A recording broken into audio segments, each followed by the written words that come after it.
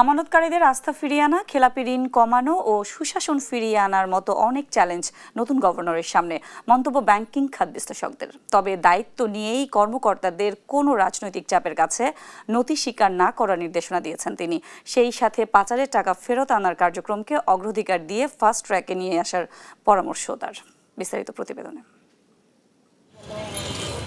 ছাত্র জনতার অভ্যুত্থানে আওয়ামী সরকার যখন ক্ষমতাচ্যুত হয় তখন দেশের আর্থিক খাতের পরিস্থিতি ছিল ভয়াবহ। এমন পরিস্থিতিতে বাংলাদেশ ব্যাংকের হাল ধরেন অর্থনীতিবিদ doctor Ahsan H Mansur. Governor হিসেবে ১.৫ বছরে ব্যাংক খাত সংস্কারে নেন নানা উদ্যোগ। এদিকে গত ২৫ ফেব্রুয়ারি বাংলাদেশ ব্যাংকে গভর্নর পদে যোগ দিয়েছেন মুস্তাকুর রহমান। ব্যাংক খাতে আস্থা ফিরিয়ে আনতে তার সামনে অনেক চ্যালেঞ্জ, মন্তব্য বিশ্লেষকদের। এক্ষেত্রে যেটা করতে হবে, আমার যে মেজর প্রবলেম, এনপিএল প্রবলেম, আমার গভর্নেন্স প্রবলেম, এগুলোকে আপনার অ্যাড্রেস করতে হবে প্রপারলি। এগুলো দায়সারা গোছে কাজ দিয়ে হবে না। কেন্দ্রীয় ব্যাংকের স্বায়ত্তশাসনে জোর দেওয়ার পরামর্শ তাদের। শক্তিশালী সেন্ট্রাল ব্যাংক যদি আপনি না করেন, তাহলে ব্যাংকিং সেক্টরের গভর্নেন্স বা ব্যাংকিং সেক্টরের মনিটরিং করা যাবে না।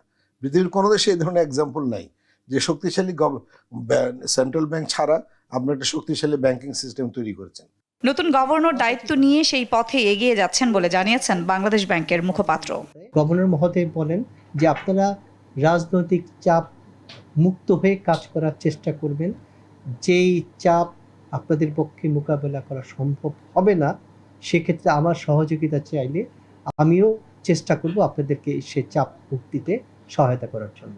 অর্থাৎ ব্যাংকিং সেক্টর পলিটিক্যাল প্রেশার মুক্ত থাকবে, এরকম একটা এনভায়রনমেন্ট ক্রিয়েট করতে চাই। কারণ এই যে আমরা যে ডিফিকাল্টস ঘটে গিয়েছে লাস্ট 10-15 ইয়ার্সে ব্যাংকিং সেক্টরে, এটা মূলত হয়েছে রাজনৈতিক হস্তক্ষেপের কারণে। গেল ১.৫ দশকে পাচারকৃত অর্থ ফেরত আনতে পদক্ষেপ নেওয়ার নির্দেশনাও দিয়েছেন তিনি।